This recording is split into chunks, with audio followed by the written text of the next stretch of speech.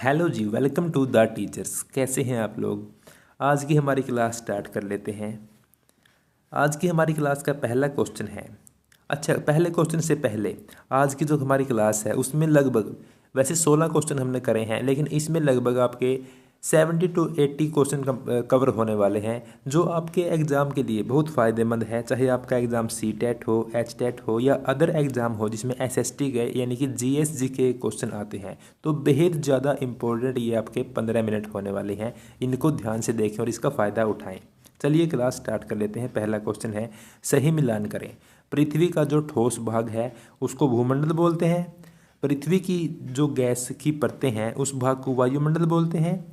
जिस भाग पर जल है उसको जलमंडल बोलते हैं। और जहाँ तीनों मिलें या जहाँ तीनों पाए जाते हैं उसको जैवमंडल बोलते हैं। इसमें से कितने ठीक हैं जो मिलान कर रखे हैं, या सभी ठीक हैं?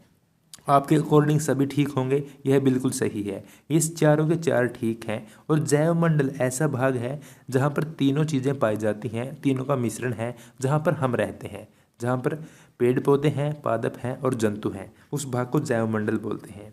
यहाँ से ये क्वेश्चन हमारा कंप्लीट हुआ। यहाँ पर साइड में जो राइट साइड में ये फ़ोटो लगा रखी है, इससे आप समझ भी गए होंगे।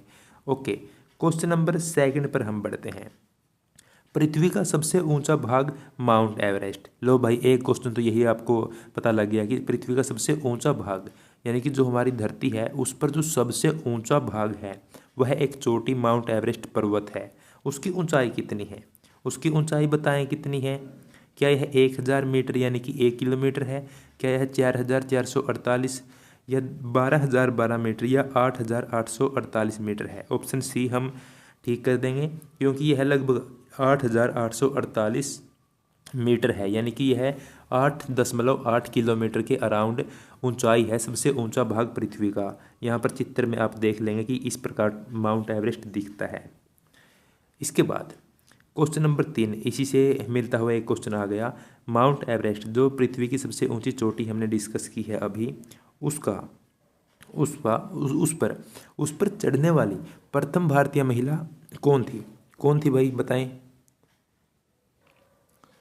कौन थी? वो थी बछेंद्री पाल। यहाँ पर दे ही रखा है, क्वेश्चन में ही दे रखा है, बछेंद्री पाल थी वो। एक क्वेश्चन तो यही सॉल्व हो गया। तो उन्होंने किस वर्ष फतेह किया था माउंट एवरेस्ट को? उन्होंने 23 मई 1984 यानी कि आज से लगभग 40 साल पहले माउंट एवरेस्ट फतेह किया था। ज़्यादातर माउंट एवरेस्ट फतेह मई के महीने में ही लोग करते हैं। आपको मई में बहुत ज़्यादा मिलेंगे क्योंकि ये टाइम सुटेबल होता है। अच्छा, आपको एक आइडिया आया दिमाग में कि सबसे पहले कौन गया होगा माउंट एवरेस्ट पर और कितने साल पहले गया होगा? ज़्यादा पहले नहीं गए थे। 1953 में गए थे 2 लोग, जिनमें एक इंडियन थे और एक न्यूजीलैंड से थे।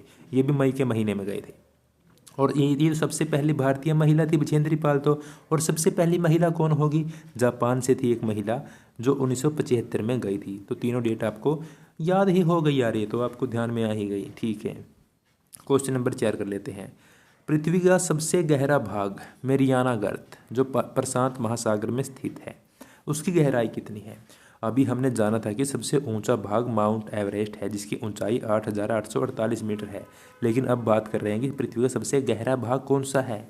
और बता भी दिया कि वह मेरियाना गर्त नाम से है, प्रशांत महासागर में है। उसकी अब गहराई पूछ रहा है कितनी है, तो वह है मेरे भाई 11,022 मीटर। 11,022 मीटर। आप सुनकर चौंक तो नहीं गए कि सबसे ऊंचा भाग तो 8,848 मीटर है, और इससे ज़्यादा जो गहराई है वह इससे भी ज़्यादा है, 11,022 मीटर की। बिल्कुल है भाई। नेक्स्ट क्वेश्चन में बढ़िए। सबसे बड़ा महाद्वीप जो पृथ्वी का लगभग 1/3 भाग घेरता है वह कौन सा है? बताएं। अच्छा, ये बताएं पृथ्वी पर कुल कितने महाद्वीप हैं? बताएंगे? चलो कमेंट बॉक्स में बताएं कितने हैं, या हम डिस्कस कर लें यहाँ पर। चलो डिस्कस कर लेते हैं। आपका 1 मिनट लगेगा, लेकिन आपके बहुत सारे घंटे बचा देगा पढ़ने के। अब आप यहाँ पर देख रहे हैं कि यहाँ पर टोटल 7 आकृतियाँ हैं। ये हमारे 7 महाद्वीप हैं, और जिनमें ये लास्ट वाला है, ये साउथ वाला है, अंटार्कटिका बोलते हैं इसको। इस पर जीवन संभव नहीं है, इस पर जीवन संभव नहीं है, क्योंकि यह है जो पृथ्वी का लास्ट वाला नीचे वाला भाग है जहाँ पर धूप बहुत कम जाती है, उस भाग में स्थित है। और यहाँ पर बर्फ़ ही बर्फ़ है, धूप नहीं जाएगी तो ठंड होगी, और ठंड में बर्फ़ जमती है पानी की। तो यहाँ पर सिर्फ वे लोग जाते हैं जो जिन्होंने पता किया है कि यहाँ पर जीवन संभव नहीं है, यानी कि शोध यात्री जाते हैं। यहाँ पर हमारे भारत के भी 3 शोध केंद्र बने हैं, जिसमें अंतिम केंद्र हमारा 2012 में बना है। ठीक है, ये बात तो हो गई। अब देखिए आपको इन 7 आकृतियों में सबसे बड़ी आकृति कौन सी लग रही है? ये लग रही है ना, यह है एशिया, और जिसमें भारत भी है, और यह सबसे बड़ा महाद्वीप है। इनको महाद्वीप बोलते हैं, ठीक है। जैसे एक बर्तन में हमने पानी का भरा, उसमें 7 टुकड़े डाल दिए, तो ये कहीं कहीं बिखर जाएंगे, हो गए 7। अच्छा, तो ये 7 महाद्वीप हैं, और इनमें सबसे बड़ा है एशिया महाद्वीप नंबर 1 पर। अब इसके बाद दूसरी आकृति सबसे बड़ी अफ्रीका, ये अफ्रीका इसके बाद दूसरी बड़ी आकृति है। आपने सुना होगा दक्षिण अफ्रीका, वह एक देश है लेकिन यह महाद्वीप है। इसके बाद आपको कौन सा लग रहा है बड़ा? आप डिब्बे गिन सकते हैं। अच्छा, सबसे पहले आप इसका स्क्रीनशॉट मार लें यहाँ से, इसके बाद आप इसको आराम से कॉपी पर कर लेंगे अपने हिसाब से, ठीक है। 1 2, इसके बाद है भैया नॉर्थ अमेरिका नंबर 3, इसके बाद साउथ अमेरिका नंबर 4। आप खुद डिब्बे गिन लें, मेरी बातों में विश्वास न करें। नंबर 5 पर आ गया अंटार्कटिका, जहाँ पर जीवन संभव नहीं है। इसके बाद 6 पर यूरोप, जहाँ पर इंग्लैंड जैसे विकसित देश हैं। और नंबर 7 पर ऑस्ट्रेलिया। ऑस्ट्रेलिया देश भी इसी महाद्वीप का हिस्सा है, और यह सबसे छोटा महाद्वीप है। अब इनकी खूबी क्या क्या है, अभी आपके आगे क्वेश्चन करने हैं आपको, नहीं हमने डाल रखे हैं क्वेश्चन इसमें ऐसे ऐसे, अभी आप उनको आसानी से सॉल्व कर लेंगे। ऑस्ट्रेलिया सबसे छोटा महाद्वीप है, और इसको प्रायद्वीपीय महाद्वीप भी बोलते हैं, क्योंकि इसके चारों तरफ पानी है, और यह छोटू सा है। जीवन संभव कहाँ नहीं है? अंटार्कटिका पर नहीं है। और बस बाकी बातें जान ली। चलिए क्वेश्चन कर लेते हैं। क्वेश्चन क्या पूछा था? सबसे बड़ा महाद्वीप जो पृथ्वी का लगभग 1/3 भाग घेरता है, वह है एशिया है, हमने जान लिया, जिसमें हम रहते हैं। ठीक है जी। क्वेश्चन नंबर 6, किस महाद्वीप से कर्क, मकर और भूमध्य रेखाएं गुजरती हैं, जिसमें थार मरुस्थल भी है? अगर आपने हमारी पिछली क्लास देखी है तो हमने बिल्कुल अच्छे से जाना था, जैसे हम आज जान रहे हैं इसके बारे में। हमने इसी प्रकार जान लिया था कि कर्क रेखाएं, मकर रेखाएं, भूमध्य रेखाएं ये कहाँ कहाँ से गुजर रही हैं, क्या क्या है। बिल्कुल इनका ईजी कंसेप्ट है, सुनने में लगती हैं अटपटी सी, लेकिन ये बिल्कुल ईजी हैं। भूमध्य रेखा, अगर आपने वो क्लास नहीं देखी है तो आप उसको देख लें, उसको देखने के बाद आपको ये समझने में आसानी होगी, और आपको ये देखने के बाद उसको समझने में आसानी होगी। भूमध्य रेखा बीचों बीच जाती है, कर्क रेखा इससे थोड़ी सी ऊपर 23.5 डिग्री अक्षांश ऊपर है, और मकर रेखा इतने ही इससे नीचे है। तो अब आप बताएं इन 7 महाद्वीपों में से किस महाद्वीप से ये तीनों गुजर रही हैं? जो ये येलो है ये अफ्रीका है, तो इसी में से ये गुजर रही हैं, और अफ्रीका इसका राइट आंसर हो जाएगा। थार मरुस्थल भी इसी महाद्वीप में स्थित है। इसके बाद क्वेश्चन नंबर 7 आप एक बार देखें, क्या बोल रहा है? दक्षिण गोलार्ध में स्थित सबसे छोटा सा महाद्वीप, जिसे प्रायद्वीपीय महाद्वीप भी कहते हैं। सबसे पहले हम उत्तरी गोलार्ध और दक्षिण गोलार्ध को जान लेंगे। ऊपर वाला उत्तरी हो गया, नीचे वाला दक्षिणी। अब नीचे वाले में कौन कौन से हैं भाई? अंटार्कटिका है, ये सबसे छोटा नहीं है। ऑस्ट्रेलिया सबसे छोटा है, और इसको प्रायद्वीपीय महाद्वीप भी बोलते हैं। तो ऑस्ट्रेलिया ऑप्शन बी है, तो यहाँ पर हम टकाटक टन कर देंगे और इसको राइट क्लिक कर देंगे। क्वेश्चन नंबर 8, दक्षिण गोलार्ध में बर्फ से ढका महाद्वीप जहाँ जीवन संभव नहीं है, हम इसकी बात कर रहे हैं, यह अंटार्कटिका है। आप इसको ठीक कर देंगे। इसके बाद पृथ्वी के कितने भाग पर जल है? पृथ्वी के कितने भाग पर जल है? इसका आंसर आप कमेंट बॉक्स में देने वाले हैं। मैं बता दूं कि 100% भाग पर जल नहीं है, 33% भाग पर जल नहीं है। तो अब आप इसका आंसर खुद देंगे कमेंट बॉक्स में, कितने भाग पर जल है। क्वेश्चन नंबर 10, सबसे बड़ा महासागर जो वृत्ताकार है और जिसमें पृथ्वी का सबसे गहरा स्थान मेरियाना गर्त भी है। अभी हमने क्या जाना था? अभी हमने जान लिए थे 7 महाद्वीप कौन कौन से हैं। कुल 7 महाद्वीप हैं। महाद्वीप जहाँ पर जीवन संभव है, धरती है। अभी यह बात कर रहा है महासागरों की। अभी महासागरों की बात कर रहे हैं, तो मैं बता दूं, आपको पता भी होगा, नहीं पता है तो जान लो। कुल 4 महासागर हैं, 7 महाद्वीप हैं, 4 महासागर हैं। महासागर क्या है? जो हमने एक बर्तन में पानी डाला, 7 टुकड़े इसमें रख दिए कहीं कहीं पे, और जो ये जल है बाकी का, ये इस जल को ही महासागरों में बांटा गया है, और ये कुल 4 हैं। ठीक है, कौन कौन से हैं अभी डिस्कस कर लेंगे, आप अभी आसानी से जान जाएंगे। अभी पूछ रहा है कि सबसे बड़ा कौन सा है जो वृत्त आकार है, जिसमें पृथ्वी का सबसे गहरा भाग मेरियाना गर्त है। अगर आपने पिछले क्वेश्चन ध्यान से सुने हैं तो हमने डिस्कस किया था कि मेरियाना गर्त प्रशांत महासागर में है। कहाँ है ये रहा और ये रहा। क्या ये 2 प्रशांत महासागर हैं हमारी पृथ्वी पर? बताएं। नहीं, 2 प्रशांत महासागर नहीं है, यह एक ही है। अब हुआ क्या है, आप इसको एक बार समझेंगे। देखिए, जैसे यह हमारी पृथ्वी है और प्रशांत महासागर इसके एक भाग में है, ठीक है।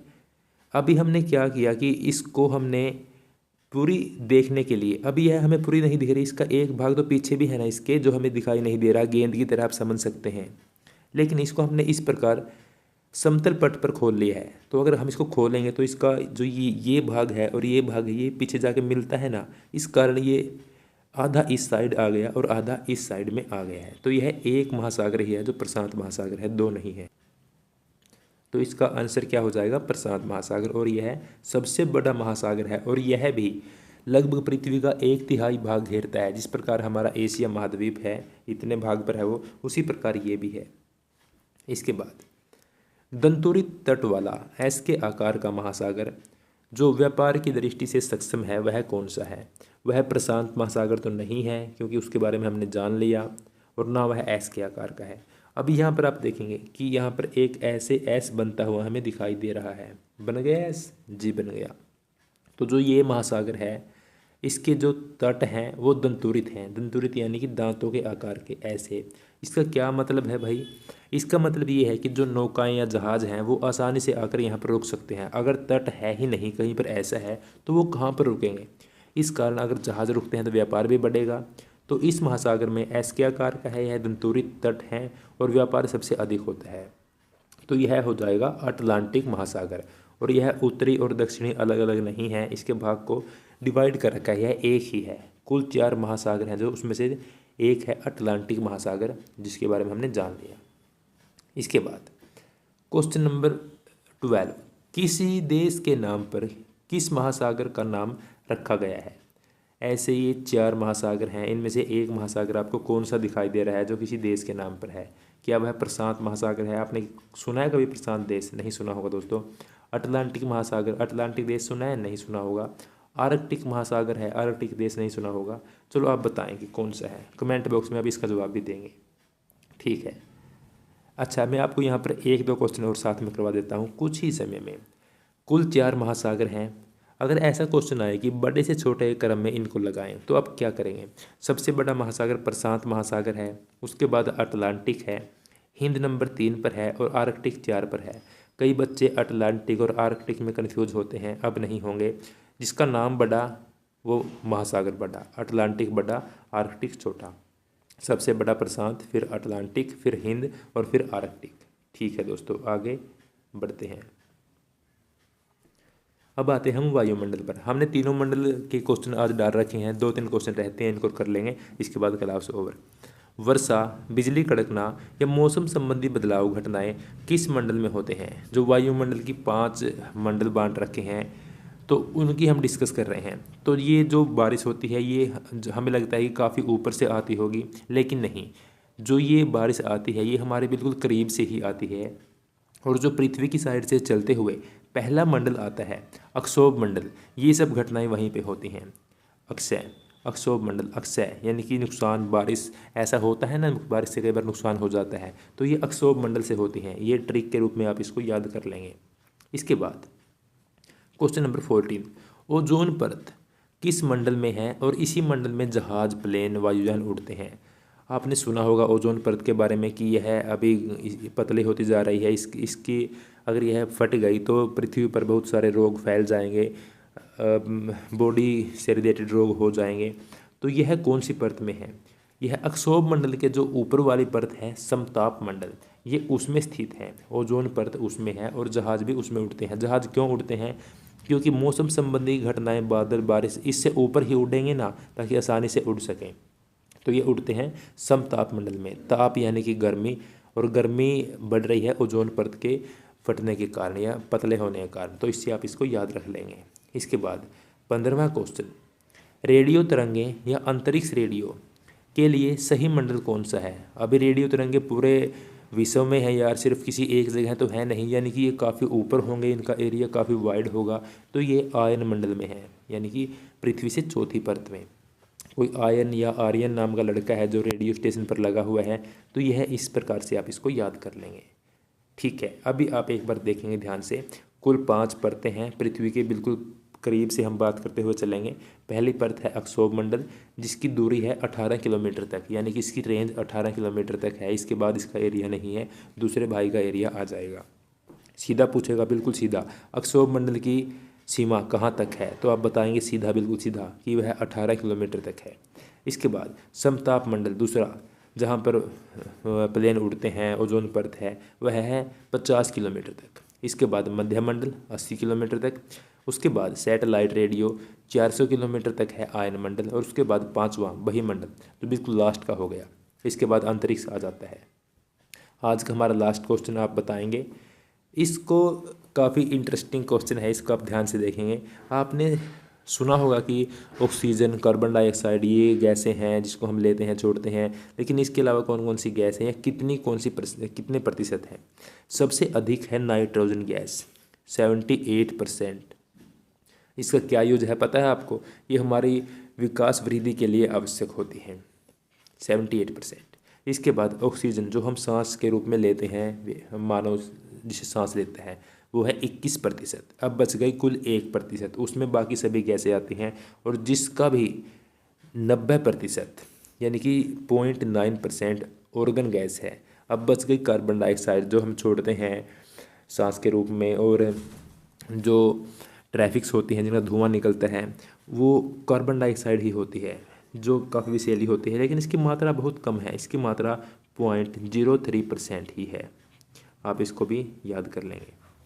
अभी आप बताएंगे कि आज हमने जो 16 क्वेश्चन किए हैं, उनमें से आपको कितने याद हो गए? कमेंट बॉक्स में आप बताएंगे। और आपको क्लास से कुछ फ़ायदा हो रहा है या नहीं, आप वो भी बताएंगे। और अगर आपको इसकी पीडीएफ चाहिए, पीडीएफ से क्या होता है, पीडीएफ से आप ये टोटल 16 जो क्वेश्चन हैं, आप उनको मात्र 2 से 3 मिनट में रिवाइज कर सकते हैं, साथ में आपको आंसर दे हुए मिलेंगे। तो आप उसको कहाँ से प्राप्त करेंगे? जो हमारा टेलीग्राम ग्रुप है, द टीचर्स नाम से, इसका जो लिंक है डायरेक्ट ज्वाइन करने का या इस पर जाने का, वो हम डिस्क्रिप्शन बॉक्स में डाल देते हैं। आप वहाँ से जाकर इस पीडीएफ को प्राप्त कर लेंगे और आपने 2 से 3 नंबर पक्के कर लेंगे। तो थैंक यू इतना समय देने के लिए। मिलते हैं अगली क्लास में। Thank you so much.